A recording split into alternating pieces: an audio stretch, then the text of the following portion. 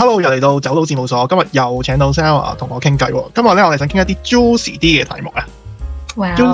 係啦，我哋今日想傾下咧，就係話，即係其實而家嘅愛情咧都好鬼複雜，有好多種唔同嘅關係咁樣啦。咁而家咧就唔係話一夫一夫，即係 suppose 應該係一夫一妻制啊，兩個男女拍拖跟住結婚生仔，正路啊，覺得係咁樣諗啦，係咪啦？我作為一個 Christian， 我都係覺得係咁樣諗嘅。我唔知 Sarah 係咪覺得應該係正數，應該係咁做先？係啊，喺我角度絕對係。係啦。我又好好奇啦，點解 Oscar 你會即係想傾呢一個話題嘅？係咪你自己都經歷緊一個咁樣嘅關係？我突然之間成個教書 Miss 問我問題咁樣，我唔知點樣反應。不過咧，我成日都會咁講嘅。我通常啲 podcast 啲題目咧，都係想解答我心入邊一啲問題，我先至會做嘅好多時。咁其實我最近咧就都有好多身邊嘅朋友都有唔同嘅古仔話俾我知啦。譬如我知譬如我有個法國嘅朋友啦，咁佢同女朋友生咗仔啦，咁最尾咧佢哋就我問下你哋會唔會結婚，佢哋就唔選擇結婚，佢哋選擇呢個 civil partnership 咁樣。跟住我就覺得點解會咁樣諗嘢嘅？係咪唔想負責任咁樣啦？咁另外近排都有個古仔係關於 situationship 嘅。咁話說就係話，可能有個女仔啦同個男仔可能一齊咗2年啦，但係 keep 住都係 situationship 咁樣嘅，即係冇確立關係。佢哋你哋冇確立關係咧，其實係有確立嗰種曖昧關係嘅。佢哋係一齊住添嘅，係啦，咩都做晒㗎啦。但係男女朋友最核心嗰樣就冇做咁樣嘅。但係可能佢哋最主要個係可能其中一方咧，就可能嫌棄佢夠高唔夠靚仔啦，咁所以覺得唔係佢理想嘅伴侶。咁所以咧，但係覺得佢係 soulmate 喎，咁即係變咗係用住 situationship 呢個方法去 keep 住段關係咯。但係咧，我知道可能係後尾佢哋有咩 end up 咧 ，end up 點解會冇咗咧？係因為佢發現其中一方咧，其實都係純粹係想用 situationship 去箍住段關係。其實佢心入邊都係想去做 upgrade relationship。最尾其中一方覺得接受唔到啦，所以就要斬纜。即係聽到呢啲古仔之後，我就覺得哇！原來呢個社會真係好複雜，我真係覺得係要解答呢啲問題。That's why 點解我做咗 podcast？ 因為做咗 podcast 我就自然就要抄資料，就睇下發生緊啲咩事。咁所以我今日就開咗呢個 topic。係嘅。我第一條問題想問，你覺得拍拖係咪一定要專一先？我覺得我自己咧就係嘅，即係我覺得我對愛情嘅底線咧就係，即係你一係即係點講，即係點講咧？專一係我嘅底線咯，即係你唔可以有第二個係我嘅底線咯。即係如果你俾我知道你有第二個咧，咁呢段 relationship 就拜拜咯，一定。咁即係愛情可唔可以有 plan B？ 有 plan B， 即係有即係原諒佢咁樣，或者原諒佢啊，或者係如果呢一個追唔到啦，咁我咪有第二個，再追第二個即刻，即係 keep 住都有個 list 喺度噶啦。我覺得追女仔即係未一齊，我覺得就冇乜所謂啦。咁你漁翁撒網，我理得你一次我追10個啊！即係但係如果你 commit 咗，我就覺得個承諾好緊要咯。係啊，大家個 key 係 commit 啫，我覺得係。咁你有冇試過一啲關係係覺得係大家都有好感噶啦，但係大家都唔知點解唔去 commit 呢一樣嘢，大家唔俾承諾。咁究竟係你覺得呢個情況係一個選擇啊，定係一種逃避承諾？你有冇試過啲咁嘅情況？有啊。出得街冇啊，有，即係我嗰陣時試過，即係其實我覺得呢樣嘢咧，通常都係單方面咯。可能有一個點講咧，即係有一個人追求另一個，即係希望同另一個人一齊，但係對方又唔係好想。即係覺得呢個人唔係100% 佢想要嘅嘢，然後但係亦都有啲嘢係佢覺得係 OK 嘅，或者一齊係好舒服嘅咁樣，就拖住先咯，或者係咯。咁係純粹係曖昧啊？你覺得呢個情況定係已經係OK 啦，已經係 open relationship？我覺得呢個應該唔係一個 relationship 咯，純粹係曖昧，可能係 situationship。多啲咯，但係 OK， 我可以講嘅。咁呢個咧就係一個我嘅故事啦。咁當年咧喺外國讀書嘅時候咧，即係就我遇到一個男仔啦，跟住咧咁即係佢好靚仔喎，跟住咁佢又好似對我有啲意思啦，我又對佢好有意思啦，跟住咁我就即係好希望，即係我成日都即係可能食 lunch 嗰啲去揾佢啊，跟住佢又約我出街啊，但係、即係我係好就係咁，你知女仔又唔會話啊，你可唔可以即係做我男朋友啊嗰啲啦。咁同埋佢一開始已經表明話啊，我覺得我自己未 ready 拍拖啊，我之前有一個好點講咧，好唔開心嘅 relationship 嘅經歷啊，咁所以我就好啦，我明白你呢一個 moment 係唔 ready 拍拖咁樣，但係即係我都亦甘心樂意咁樣做，即係嗰個等待係咯，做可能係咯，做佢身邊嘅朋友，等即係朋友在之上咁樣咯，係咯，我唔知呢啲係咪就叫做 situationship 啦，即係都算係嘅，係啊，係，但係都嗱，我哋可以睇翻 situationship 嘅定義啦。咁其實就係佢其實真係介乎拍拖同朋友之間嘅，但係冇明確去承諾，但係可能有啲情感依賴同埋親密行為。咁但係都似係你頭先講緊嗰樣嘢嘅，雙方都係但係雙方係樂於保持呢個曖昧狀態。即係要雙方都係，即係唔可以話單方面。係啊，即係其實都係一種關係，其實應該都係要雙方要合頭嘅，但係雙方係確認咗曖昧嘅啫，大家雙方都覺得係曖昧嘅，亦都可能咁，但係好多時都可能係有一方係想確定關係，但另一方係逃避緊。咁都係 classify 都算係嘅，係啦。咁簡單啲講咧，一句講晒就係有戀愛嘅感覺啦，但係冇戀愛嘅責任。係啊，其實都幾好啊，呢個冇責任。係啦，咁我發覺就係冇責任幾好，係啦。咁你覺得我覺得其實越嚟我唔知咧，我聽聞啦，即係我其實特別多，譬如可能10-20歲去到30歲拍多好多次拖啦。咁去到而家30幾啦，咁其實自己都好獨立啦。咁其實有啲人都會選擇係 situationship 多啲，因為都已經覺得愛情係唔會係長遠㗎啦。咁不如就大家冇責任嘅去有個感情咁樣，咪仲對自己更加好咁樣。咁所以其實越嚟越多人係揀 situationship 嘅，其實係呢個原因係啊。咁所以你覺得其實如果 situationship 嘅人，佢哋即係某程度上佢哋都係有少少唔想，即係唔相信愛情，可唔可以咁講咧？我覺得都可以咁樣講。但係佢哋會傾向，佢哋可能會獨立啲，自己本身都有啲經濟能力啦。咁其實佢哋覺得自己一個人都好開心。咁我諗大部分可能覺得更之開心啦。但係有時就係驚就有個人一齊嚟啦，結果可能原來1+1係細過2喎。咁佢可能就覺得不如就 situationship 咗就算啦咁樣咯。咁啊大家佢唔使孭佢嘅責任啦，係咪先？咁或者另一個情況係覺得佢樣樣條件都好好啦，但係可能其中一個條件又未去到OK 喎，未必滿足到佢喎，咁咪不如索性 situationship 咗試下得唔得先咯，係啦，可能係一個過渡時間嚟，都可能係啦，都同意係。有時係可能即係可能係大家想嘗試去到嗰個關係，但係覺得對方又未去到嗰個自己理想嘅對象，就棘住咗喺嗰個位，就停留咗好耐，就變成一個 situationship。因為我又發現一樣嘢咧，係因為唔知係唔係真係 social media 啦。social media 咧真係所有嘢都係靚噶嘛，係咪先？咁你有好似好多選擇喎。但喺一個社交平台度啫，但係真係現實咧，又好似又冇乜呢啲人喎。咁但係就追求緊 social media 嘅嘢啦。咁但係現實同佢距離好遠啊嘛。咁係咪唯有呢個情況之下，咁咪 situationship 填住呢個 gap 先？你呢個睇法都幾有趣喎，即係可能係 social media 製造咗一個假象 of 一個 healthy 嘅 relationship 係點樣，但係實際你遇到又未必真係咁樣嘅時候，你就會覺得不如算啦，都係即係自己開心最緊要咁樣。係啊，同埋仲有一個情況係咩咧？而家個社會係真係男女平等咗好多噶嘛，其實嚟到英國更加係添嘛。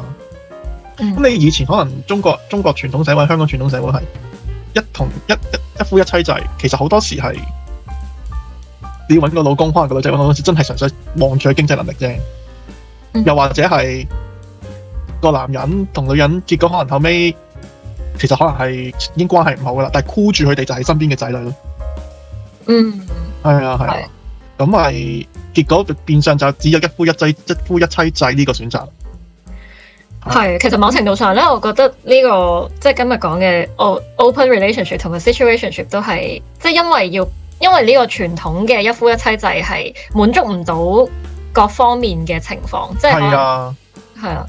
咁而可能係即係可能對方即係可能你了解嘅過程，其實你唔係真係了解到嗰個人嘅諗法，就已經結咗婚啦。咁你冇辦法，你即係焗住要同佢一齊，又生埋小朋友，咁你就要揾其他嘅出口咯。咁而因為我最近都有個法國朋友啦，咁兩個都牙醫嚟嘅。咁咧就我愛丁堡因為愛丁堡一齊住咁樣啦，但係最近咧生咗小朋友，而家10個月啦，佢哋決定咗咧就舉家移民翻法國啦，因為佢深信法國嘅教育制度係好過英國咁樣啦。咁呢個唔係重點嚟嘅，嗰陣時我就傾嗰陣時傾我仲係用緊 girlfriend 去形容嘅，咁跟住我就好好奇咗你哋會唔會打算結婚啊？我哋就話我哋唔會結婚㗎啦，但係我哋係會 civil partnership 嘅。OK。跟住我就嗰陣時我就少少 culture shock 嘅，我諗civil partnership 應該平時係即係可能係 lesbian 或者 gay 會用得多啲啦。即係一男一女嚟嘅，我真係諗緊兩個女仔嚟嘅。係，佢唔係一男一女嚟嘅，係啊。生埋小朋友啊嘛，係啊。咁跟住佢話，最主要原因係話因為當大家分開嗰陣時唔使負咁多責任我嘅 culture shock 位係原來一開波就已經要諗定點樣退場。係咯，我覺得有啲 sad 喎，咁樣聽落。但係我又調翻轉諗一樣嘢喎，我真係我從一個我第一下 culture shock 咁樣諗啦。但我另一樣嘢其實如果 civil partnership 即係佢 partnership 係因為想大家有責任對個小朋友有責任啫。其實如果你冇生小朋友，可能都唔需要做呢樣嘢添嘅。呢個可能係本身個 plan 啦，係啦。咁但係我調翻轉諗一樣就係，如果會唔會而家其實呢個社會更加需要 civil partnership 先？可能呢個係一個階段嚟，但係去到可能50-60歲先再結翻婚，可能都有好處喎。其實調翻轉諗，因為其實好多時根本結婚就已經好早，已經30歲已經要做呢個決定，邊個可能 foresee 到50年之後發生嘅事啫？咁但係如果你可以循序漸進，可能都係有佢嘅好處嘅。我係咁樣諗，我自己有個新嘅諗法咯。咁所以你問翻去 situationship 呢啲，我覺得都唔錯，都可以係咁咯。我自己覺得。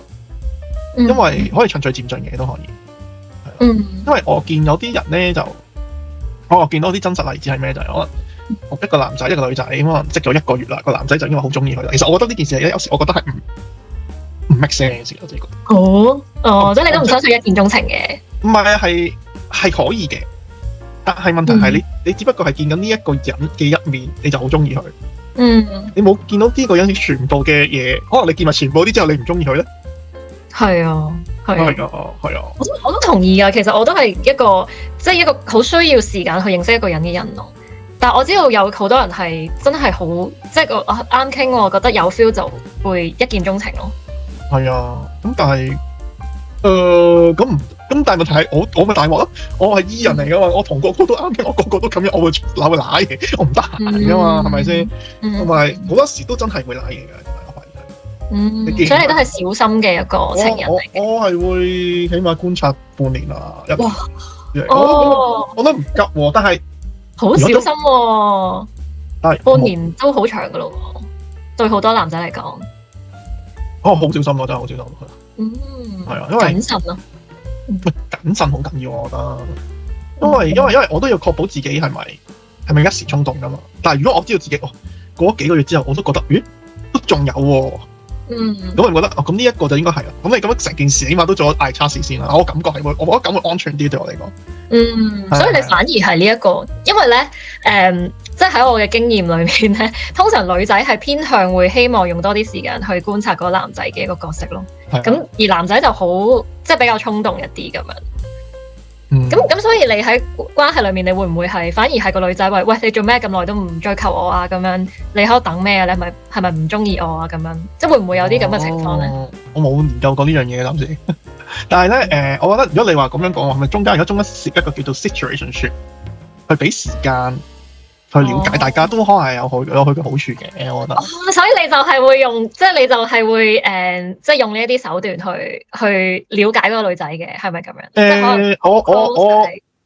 我唔排除未來可能用呢個手段。我唔排除咯，我唔排除，因為我覺得都好嘅。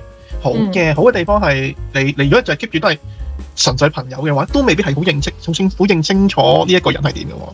但你升高一格，唔係升高一格，升高半格啫，你可以再睇多立體啲嘅喎，其實可以。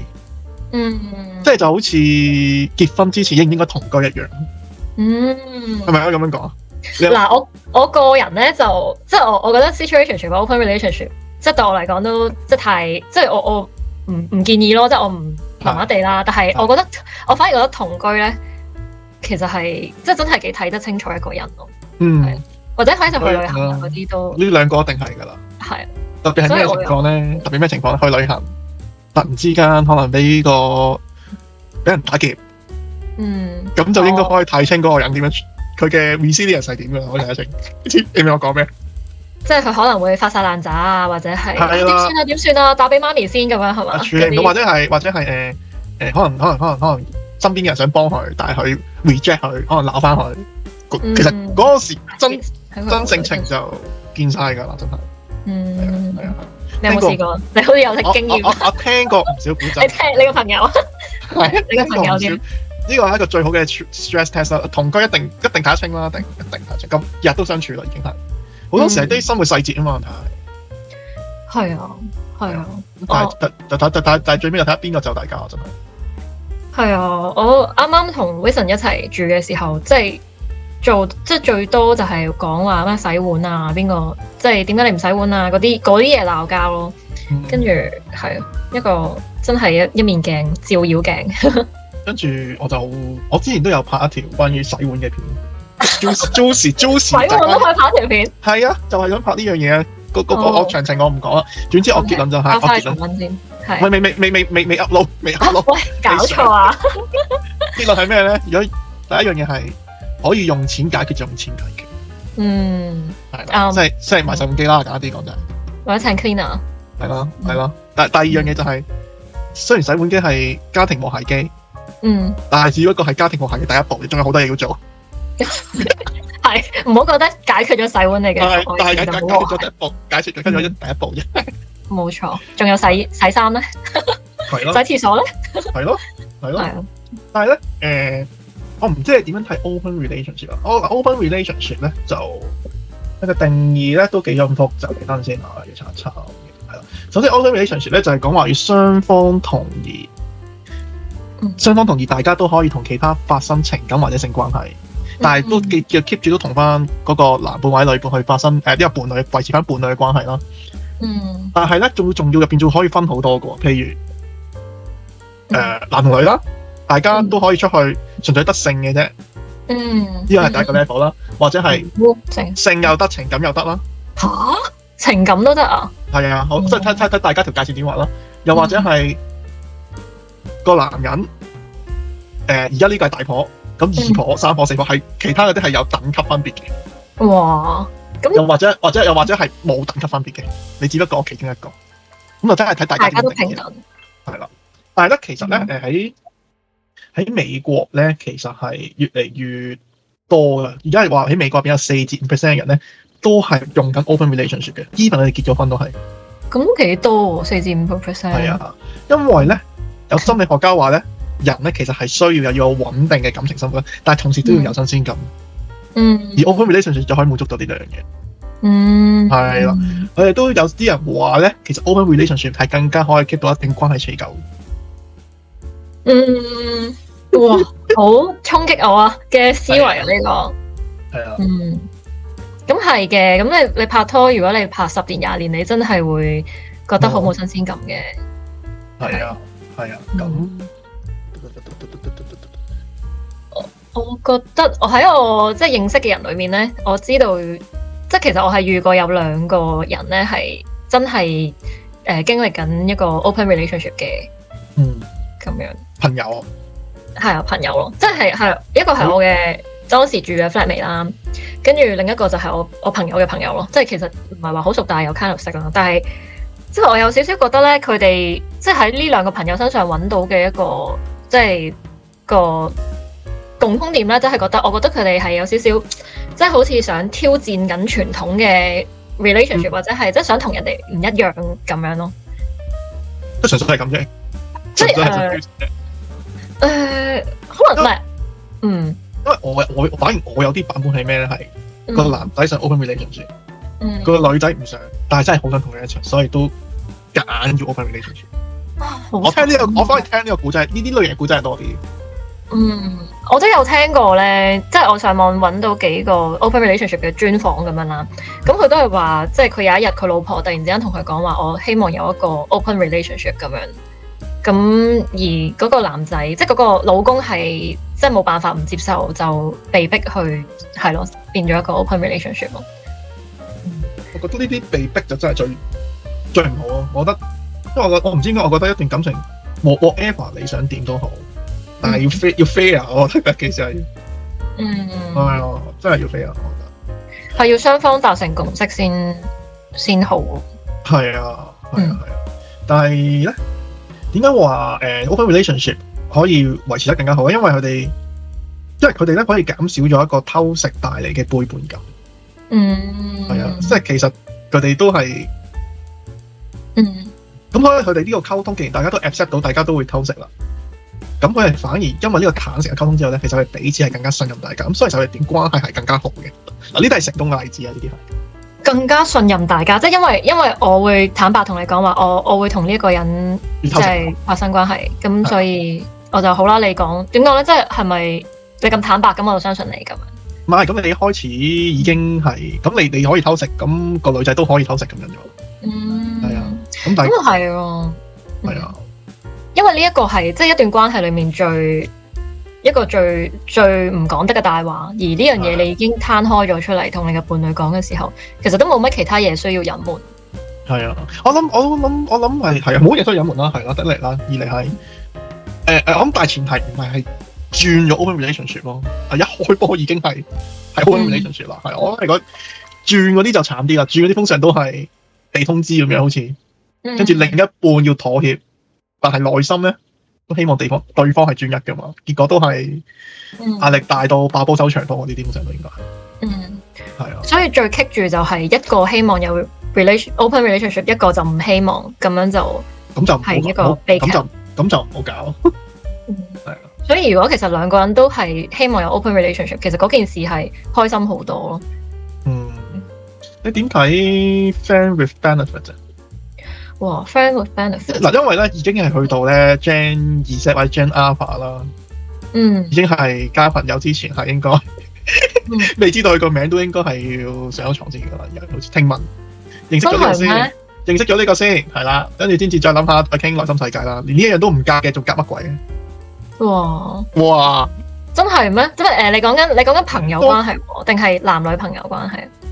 識一個男女朋友之前，第一件事要試下大家。即係 dating 嘅時候。係啦，試下嗰方面夾唔夾先，係啦，冇嘥時間。我都聽過。不過如果你話 dating 就未必係 dating 嚟嘅，因為 friend with benefit 嘅定義係純粹都係 keep 住 friend，唔會有戀愛，純粹係約出嚟砌嘅。但係唔係 friend 先？有冇嗰個 friendship 喺度先？有 friendship 嘅，但係就唔係男女朋友嘅親密關係。咁我會 prefer SP 喎，我會覺得 SP 仲好，即係你之後唔需要做 friend 咯。唔會更加冇咁尷尬咩？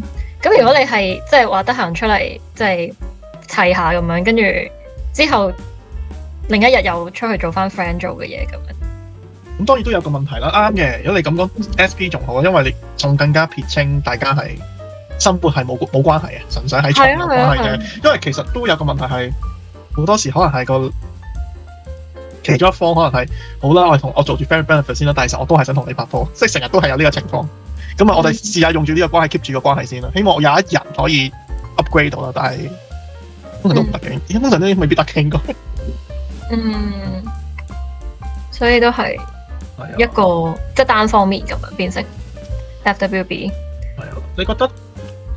其實咧，我呢個都係事實嚟嘅。其實咧，而家呢啲咁多關係咧，其實內心咧都受緊我心入邊啲荷爾蒙影響嘅。其實，因為其實因為男人咧係心理學角度嚟講，男人係傾向係擁有多個伴侶嘅，問心一句。因為呢一個係要確保基因嘅遺傳咯。而女人係傾向有穩定嘅關係嘅，喺心理學上講。因為咧。佢係要需要確保啲資源要支持啊，要確保有資源啊。咁我個老公如果做多個老婆咁分少咗個資源俾我，分薄咗個資源。咁所以其實係喺心理學嚟講已經係 set 定咗一啲嘢係有框框，點解會有咁嘅行為同咁嘅行為咯。咁但係因為可能宗教啦或者社會演變，就結果就行一夫一妻係咯。咁但係咧喺現代社會嚟講咧，因為而家女人已經係更加有經濟獨立啦嘛，咁就之前嗰個要確保資源支持呢樣嘢就問題就已經冇咗啦嘛。咁所以就開始就產生咗咁多 situationship 同 open relationship 出現咗。即係男女嗰個平等係啊，嗰個關係失衡咗之後，係啊，就會咁。但係，不過其實我係聽多咗女仔係講，我想要 situationship 或者 open relationship 係多咗。哦，係啊，我都同意呢個係其中一個原因咯。即係而家好多女仔都覺得我嘅，即係唔單止淨係男仔可以即係周圍玩咁樣，即係女仔都可以，即係我 my body my choice 咁樣，即係我都可以去玩咁樣。又或者係 situation， 我之前我哋講過 situationship 係可能個女仔個目標係要高富帥，哦，你而家唔夠高啦，但我又同你幾啱傾啦，咁我係 situationship 先啦。係啊，我覺得同埋即係交友 app 咯，我覺得其實呢啲嘢咧係只不過係以唔同嘅形式去即係出現啦，即係可能以前仲未俾一個名，佢呢個叫做 open relationship， 呢個叫做 situationship 咁嘛。但係其實呢啲嘢咧喺以前已經即係有，但係冇咁樣被 define 咗出嚟咯。係咯，同埋即係有咗交友 app 之後咧，我覺得即係大家認識另一半嘅機會率多咗，咁所以好容易可以有多個伴侶咯。係啊，咁跟住仲有一樣嘢，其實係好受荷蒙影響嘅。如果一個人嗰個多巴胺係多啲咧，個 level 咧，即係追求呢樣嘢，佢係需要多啲激情同埋新鮮感。哦，咁開放式關係，即係 open relationship 啊，咁就會刺激佢更加多多巴胺，即係 dopamine 啦，令到佢更加開心。即係有啲人係需要呢一種方法去尋開心，就係咁解。所以係基因嘅問題。都可以咁講嘅，但係追求佢追求 dopamine 嘅方法係用呢個方法咯，即係 dopamine 係令到個腦部會開心啲嘅，係啊，係啦。咁另外咁唔單止某啲人特別即係多女伴咯，即係某一啲係咯，係啊。咁同埋有一樣叫做催產素咧，佢就係要係負責呢一個親密感同安全感嘅。咁如果可能多啲呢個催產素嘅人，咪想要渴望多啲有穩定嘅感情關係咯。但係如果兩樣都要有嘅，咁就 open relationship，就可能就 open relationship 咯。啲人可能會揀咗，因為佢可以既有大婆，亦都有二婆、三婆、四婆，或者係調翻轉女仔可以有個大老公、小老公、三老公，咁咪可以兩樣都同時都擁有。係啊，我全部都要，全係小朋友才要選擇。係啊，係啊，所以其實係。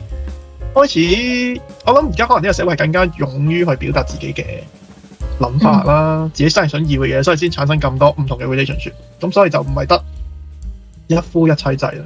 但係我覺得最緊要係尊重翻社會文化啦，同埋個人選擇咯。其實呢個都好個人嘅嘢啫，唔需要有太多道德批判嘅。